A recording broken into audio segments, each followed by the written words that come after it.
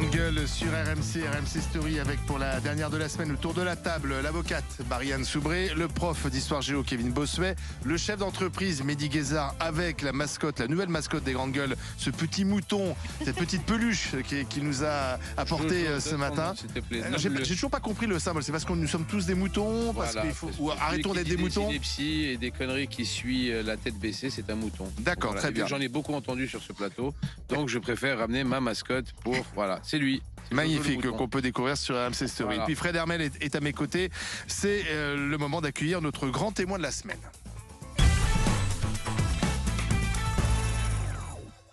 Vous voulez que je vous... Clémentine Autain, qui aimerait bien récupérer le mouton. Ouais, j'avoue. Députée La France Insoumise de Seine-Saint-Denis. Bon, je crois que je vais pouvoir l'emmener à l'Assemblée. Non, ça quand même pas. Non, on peut pas dire que les Insoumis soient des moutons. Ça, mais justement, mais ça peut être très intéressant. On peut tout leur reprocher, sauf ça. Mais justement, on a maintenant le détail du projet de loi pour redonner du pouvoir d'achat aux Français. Il a été présenté, ce projet de loi, hier par le gouvernement. On retiendra notamment, parce que c'est peut-être une des nouveautés, c'est jusqu'à 300 € d'indemnité carburant pour ceux qui prennent leur voiture pour aller travailler. Donc une nouvelle aide plus ciblée vers les gros rouleurs. Est-ce que c'est une bonne méthode ? Non, c'est absolument pas la méthode que nous préconisons. Et d'ailleurs, vous le savez, avec la nouvelle Union populaire écologique et sociale, on a déposé à l'Assemblée un autre projet de loi qu'on voulait voir advenir de nos voeux. Enfin, on espérait qu'il puisse être mis à l'ordre du jour sur un certain nombre de propositions que nous faisons. Mais pour résumer la chose, en fait, le gouvernement refuse de faire payer les profiteurs de la crise. Si vous prenez la question de l'essence, qui est tout à fait essentielle dans la difficulté que rencontrent les Français. De cette inflation, c'est l'énergie. Hein. On l'a tous vu. Enfin, moi, je suis élue de banlieue, de grande banlieue, donc je fais aussi le plein. Et c'est vrai que c'est hallucinant, la hausse qui est insupportable pour la majorité des Français qui doivent prendre leur voiture pour aller bosser et qui ne savent pas comment faire. D'autant plus cher d'aller travailler. Exactement. D'autant plus que au même moment, vous avez l'explosion du prix de l'alimentation, vous avez l'explosion du prix des loyers, etc., etc. Donc, prenons le cas de l'essence. Vous savez que Total a dégagé des bénéfices de l'ordre de 15 milliards d'euros. 15 milliards d'euros, d'accord ? Et avec des parties très importantes redistribuées en dividendes. Nous, ce qu'on propose, c'est de taxer ces dividendes pour remettre dans le giron commun de l'argent pour faire face à cette hausse des prix. Ce qu'on propose également, c'est de bloquer les prix des produits de première nécessité. En l'occurrence, sur l'essence, vous le savez, on veut vraiment qu'on arrête cette hausse des prix qui risque de continuer. Là, on est à 5,5% d'inflation. On avance vers les 7% probablement à la rentrée.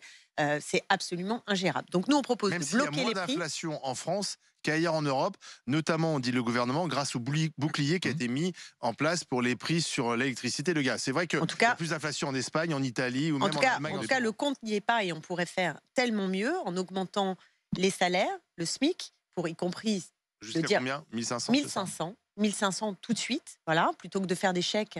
C'est très compliqué, vous savez, la logique des chèques. Où trouver cet argent ? Parce que le gouvernement dépense beaucoup d'argent, mais là, avec vous, on en dépense encore plus. Oui, mais et sauf les entreprises, comment vont faire pour payer ? que nous, on est capable de générer des recettes, ce qui n'est pas le cas du gouvernement. Quand je vous dis qu'on taxe les entreprises qui font des gros profits, total, 5 milliards. Mais regardez, là, c'est 20 milliards le gouvernement. Nous, on trouve déjà en 3 secondes, avec une seule entreprise du CAC 40, 5 milliards. Mais vous allez prendre dans la poche des sociétés d'autoroutes, vous allez prendre dans la grande distribution, vous êtes capable de dégager de l'argent. Par ailleurs, nous proposons globalement une réforme de l'impôt. Et cette réforme de l'impôt, parce que Mme Borne a dit hier, nous ne voulons pas augmenter les impôts. Mais on est en total. D'abord, ils les augmentent. Vous savez que la CRDS, ça va parler, ceux qui regardent leur fiche de paye, la CRDS, qui devait être une ponction sur les salaires provisoire, est en réalité maintenue jusqu'en 2033. Donc il y a bien de fait une hausse des impôts qui est déguisée. Il y a la suppression de la redevance, donc ça c'est quand même du Alors comment allons-nous payer ? Mais nous sommes en désaccord. Comment allons-nous payer un audiovisuel public ? Soit on décide qu'on n'en a plus, ce qui a l'air d'être le projet du gouvernement, et alors il les trouve où ? Il veut ramener le déficit public à 3%, d'ici à 2027, ce qui représente 80 milliards d'euros. Où le gouvernement va-t-il trouver l'argent ? C'est la question qu'il faut vraiment poser aux marcheurs qui vont venir ici, à tous ceux qui soutiennent ce gouvernement. C'est que l'horizon qui est donné est un horizon de réduction de la dépense publique.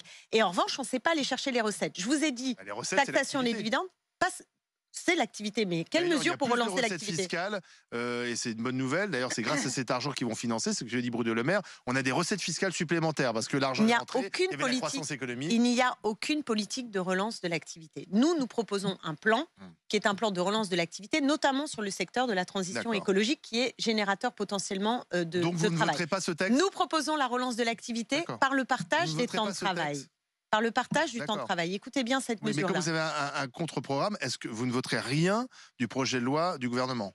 On va regarder mesure par mesure. Vous savez, on peut voter article par article. C'est pour ça que je vous pose la question. Donc, il peut y avoir des articles, on va regarder dans le menu détail et prendre la décision collective, mais je n'exclus pas qu'il y ait certaines mesures où, au final, on les vote. Et vous aimeriez que le gouvernement reprenne, peut-être pas toutes vos mesures, mais une mesure ou deux, parce qu'on parle beaucoup de compromis. On aurait bien aimé qu'ils s'inspirent, oui, de notre projet. Pendant le débat parlementaire, ça va arriver. Mais comprenez que c'est vision une petite remarque. Vous contre venez de dire, vous êtes pour le partage du temps de travail. Oui. Mais il y a de la pénurie partout.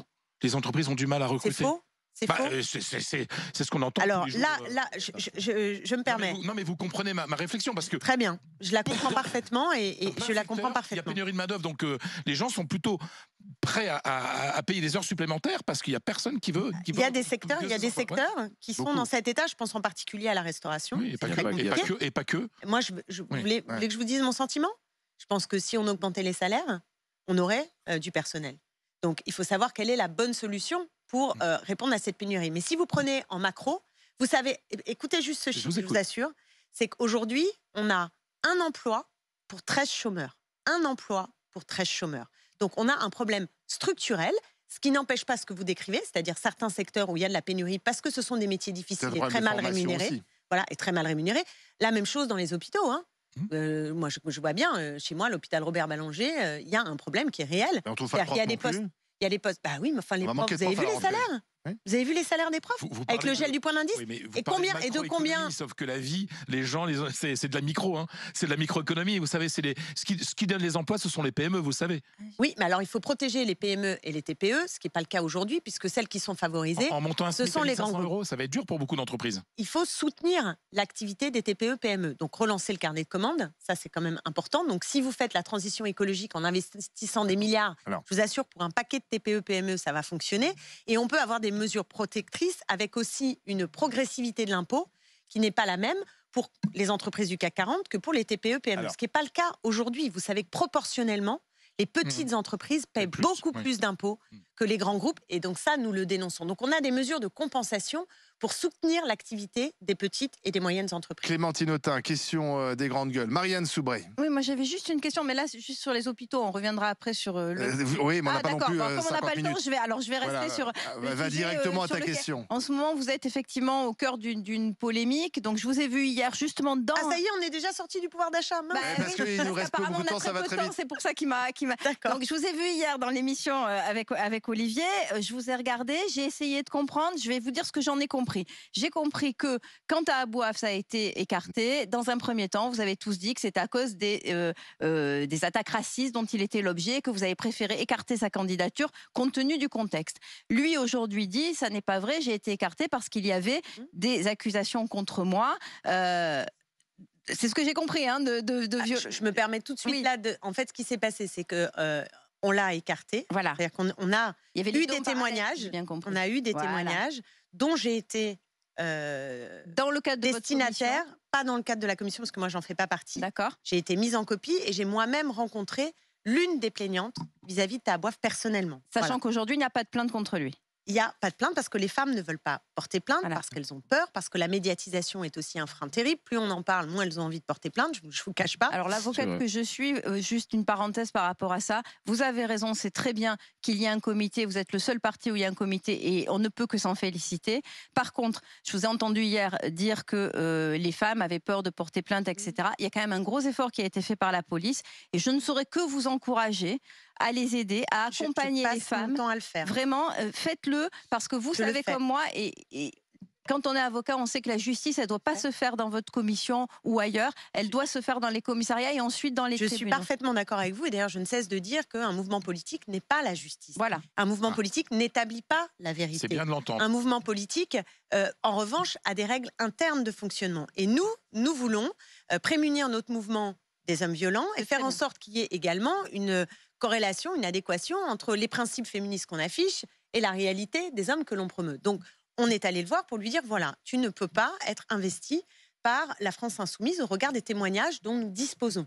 Et à ce moment-là, on lui a dit, il y a 2 solutions. Soit tu te retires. Les femmes ne voulaient pas que ce soit public. Hein. Je le dis et je le redis, les femmes ne souhaitaient pas que ce soit public. Et par ailleurs, il y avait un autre problème, c'est qu'à partir du moment où ça devenait médiatisé, vous voyez bien la situation dans laquelle se trouve Taha Bouaf. C'est qu'il ne peut pas se défendre, les témoignages ne sont pas publics et il n'y a pas la justice pour que lui-même... C'est ce qu'il vous reproche. Mais il pose une vraie question. Ah tiens, à ce sujet...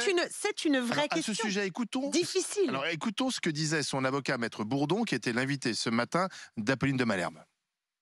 D'évidence, il y a eu une espèce de précipitation d'un certain nombre de partis, poussés par une vague citoyenne, par une exigence de vigilance tout à fait légitime et compréhensible de se doter de procédures de filtrage, de sorte que dans un temps bref, on puisse dire à un candidat, écoutez, là, il y a des soupçons, etc., etc., il faut que vous mettiez de côté. Je ne suis pas hostile à cela, mais je dis simplement que tout ça s'est fait dans un tel bricolage.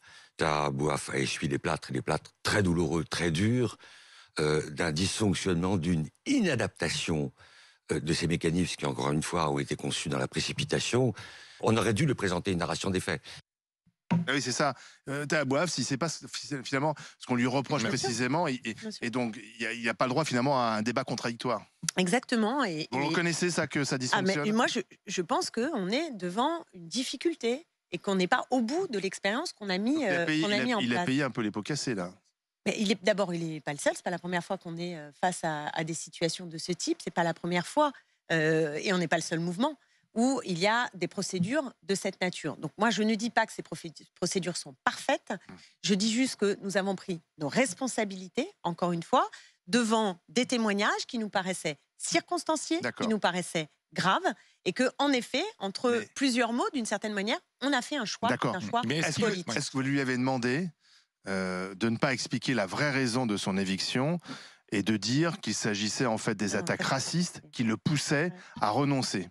Non, c'est pas comme ça. L'attaque raciste qui existait d'ailleurs. Oui, ben voilà. Non, c'est pas comme ça que ça s'est passé. Après, on va pas. Oui, non, mais oui ou non, parce que. Non, c'est pas. Non, c'est pas. Je crois pas que c'est la question. Alors, je sais pas si ça passionne absolument. Non, mais il vous accuse de ça. Il vous accuse de ça. Donc, on va oui, savoir mais si c'est vrai ou pas. je ne suis pas d'accord avec ça. C'est pas. La nature de la discussion n'a pas été celle-là.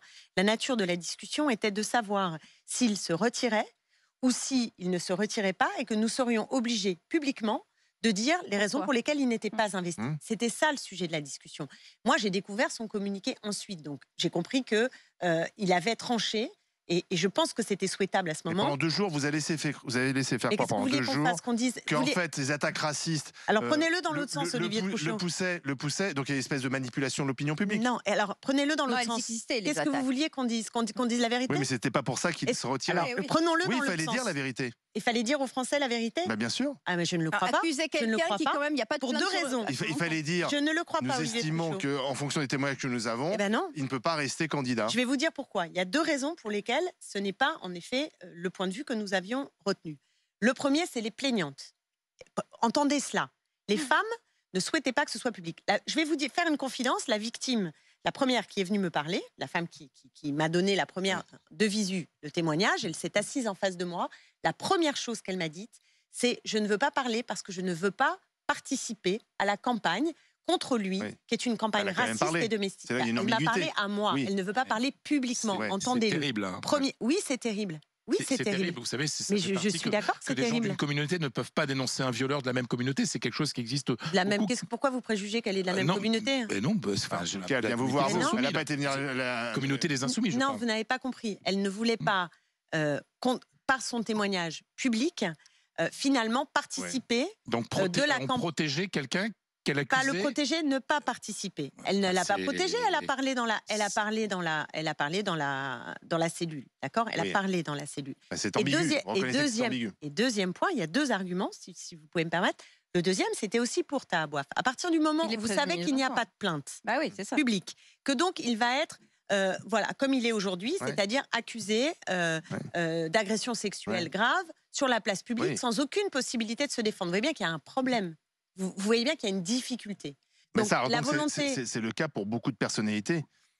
Exactement. Eh ben, Ouais, mais ça, c'est excusez-moi, bien il de le y en a reconnaître. beaucoup qui ont du coup refermé la chape de C'est bien plomb. de le reconnaître. On peut parce faire que mieux, on peut faire parfois, mieux, on peut faire comme voilà. PPDA, on peut faire comme a été fait avec beaucoup d'autres Bah cas. non, il y a des C'est-à-dire ne instructions. rien il y a dire. un En fait, vous cours. avez sanctionné C'est-à-dire ne rien dire. Bouafs, vous l'avez jugé, vous l'avez condamné. Non. sans Non, qu'il puisse se on ne l'a défendre. pas jugé, on ne l'a pas non, condamné. Il a perdu son Bah, investiture. oui, d'accord, Donc, mais il a été attends, ju- Non, c'est mais- une non, chose mais- de mettre quelqu'un de côté en lui disant il y a trop de casseroles, on n'en sait rien, écoute, Ah, on c'est va une voir. sanction quand même. Mais attends, mais Non. c'est une chose de Si on veut. dire. Oui, c'est oui, une chose si, de dans dire. ce Sanction, sens-là, oui. quand même, c'est Oui, une oui, sanction. dans ce sens-là, oui. Non, non, Oui, non, oui. mais- non, non, Je suis non, d'accord. mais vraiment, non, mais Sanction. moi, je prends aucun Non, mais je suis parti, d'accord vraiment. avec vous Mais sur ce point. Oui. Il a été Bien sûr. sanctionné, Oui.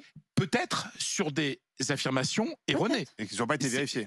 C'est possible. Mais ça Vous avez c'est fait- toute C'est la, ce qu'on appelle c'est le principe de toute la précaution. difficulté. C'est ce qu'on Ouais. appelle le principe de précaution. Ah bah là, on entre dans une nouvelle dimension. Mais ils ont le droit. Bah non, oui, mais, mais- moi, mais je dis peut-être. pas que Parlons- je suis d'accord, mais ils ont le Peut-être. droit de le faire. Non, Mais dans ils ce cas-là, ont- il faut le dire en toute Non, mais transparence. Nous j'entends sommes cette une logique. organisation politique. Voilà, ils Nous ne voulaient sommes pas- pas Ah bah, les tribunaux. Alors, Nous avons un principe de précaution. Ah oui, bien sûr. Nous avons une volonté de rechercher une éthique entre nos pratiques et les c'est vrai que vous, personnes qui et nous les c'est vrai que portent. vous, pour Éric Coquerel, par exemple, qui Et lui cette aussi, règle vaut absolument pour il y a Éric une Coquerel. plainte, Absolument. il est accusé d'harcèlement sexuel. Alors, ah bon, vous savez quelle est la qualification? Moi, Bah, pas, parce que j'ai écouté ce qu'a dit Sophie Bah, elle Tessier, dit ça que ça ne- ressemble à du harcèlement sexuel, ce qu'elle dit. Oui, oui, enfin, ce qu'elle dit aussi, c'est que c'est pas pénalement répréhensible. Donc, bah, elle a porté plainte.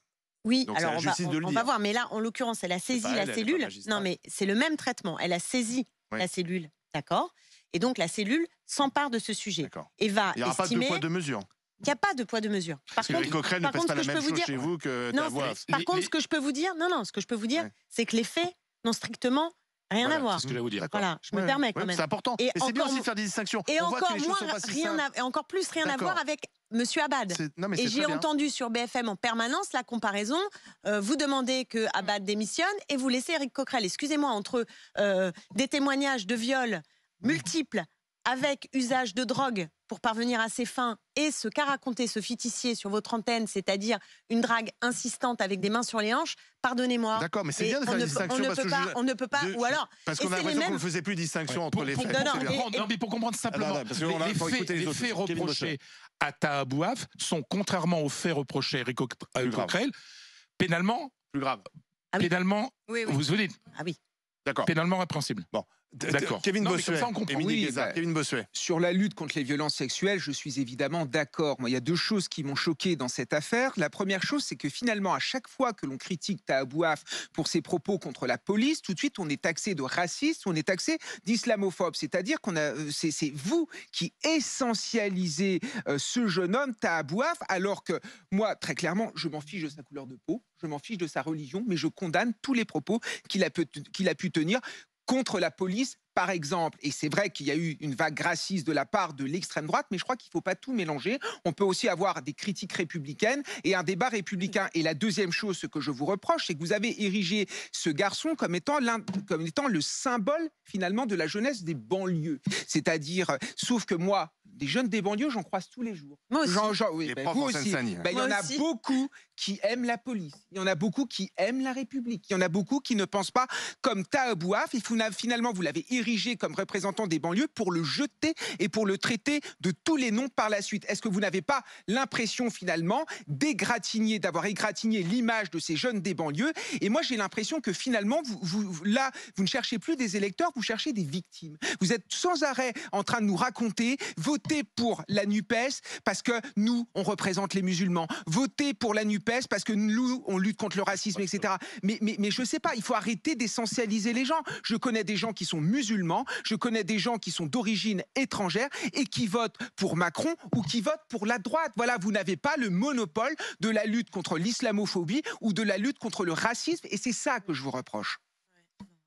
Alors. Beaucoup de choses avec lesquelles je suis en désaccord avec ce qui vient d'être dit.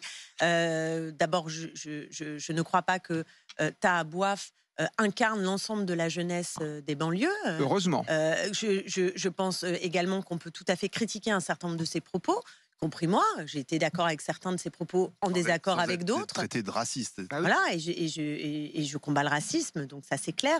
Mais vous ne pouvez pas nier, à l'inverse, que en revanche, l'extrême droite a décidé d'en faire sa cible. Bien sûr. Donc ça s'est plus passé dans cet ordre-là, si vous voulez. C'est que l'extrême droite a décidé que c'était la cible et a décidé qu'il était la quintessence de la représentation de tous ces sauvages des banlieues populaires. Donc pour moi, c'est plutôt dans ce sens-là.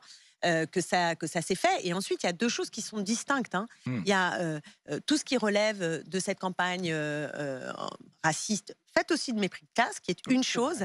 Et une deuxième question, qui est principielle, qui est le combat que nous avons contre les violences faites aux femmes. Et reconnaissez au moins que nous n'avons pas mis la chape de plomb. Je suis d'accord avec On vous. a agi, et je vous assure que ce n'était pas évident, pour l'avoir fait personnellement, que c'était particulièrement douloureux et qu'on se retrouve dans une situation qui pose, vous avez raison, plein de nouvelles questions auxquelles il va falloir répondre. Mais il me semble que le procès ne doit pas être d'abord le procès de femmes comme moi ou comme Sandrine Rousseau qui essayons d'agir. Vous vous sentez blessé lorsqu'on vous attaque sur cette histoire par rapport à votre parcours personnel? Ouais, je vous dis vous avez franchement, raconté, parce que vous-même vous avez été victime d'un viol. Ouais. Est-ce que vous avez l'impression qu'on vous renvoie, on met en doute votre sincérité, ça vous blesse?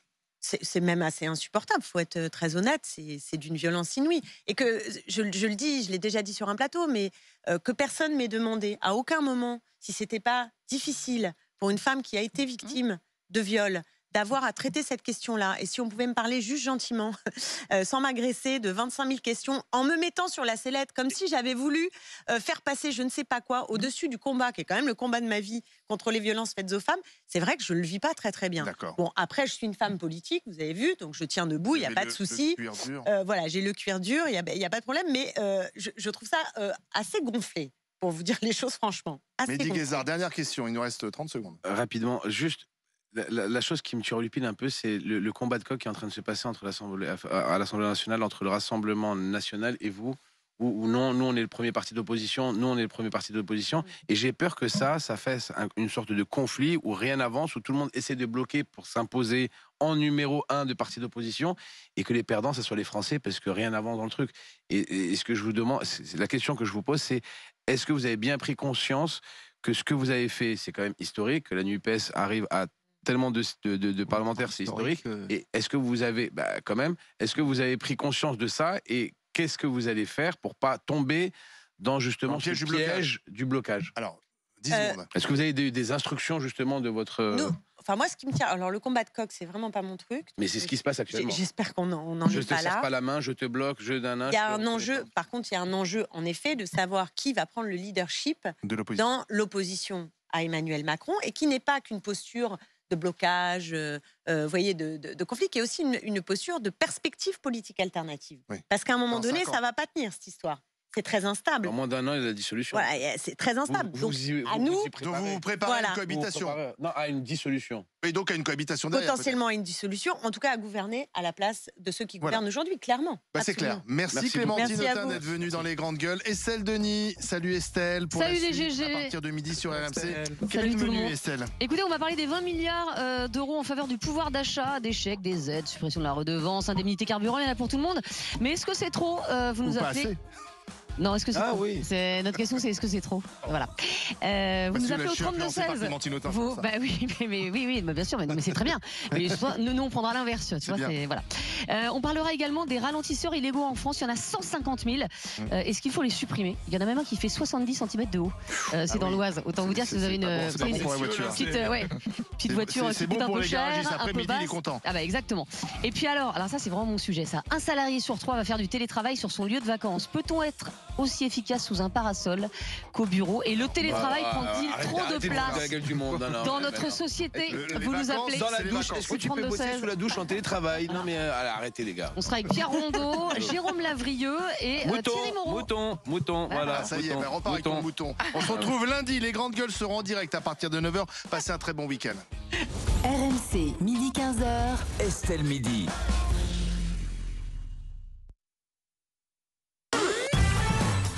Vous êtes de plus en plus nombreux à nous suivre tous les jours en direct sur RMC Story. Merci. Et justement, pour marquer le coup, vous remercier de cette fidélité, on a décidé de vous offrir 5 000 €. C'est tout simple. Vous envoyez merci par SMS au 732-16. Merci par SMS au 732-16 et vous répondez à la question du jour. C'est un tirage au sort. Peut-être que le gagnant, la gagnante des 5 000 €, ce sera vous. Vous envoyez merci par SMS au 732-16 et ensuite, vive le tirage au sort. Pour le déjeuner, Estelle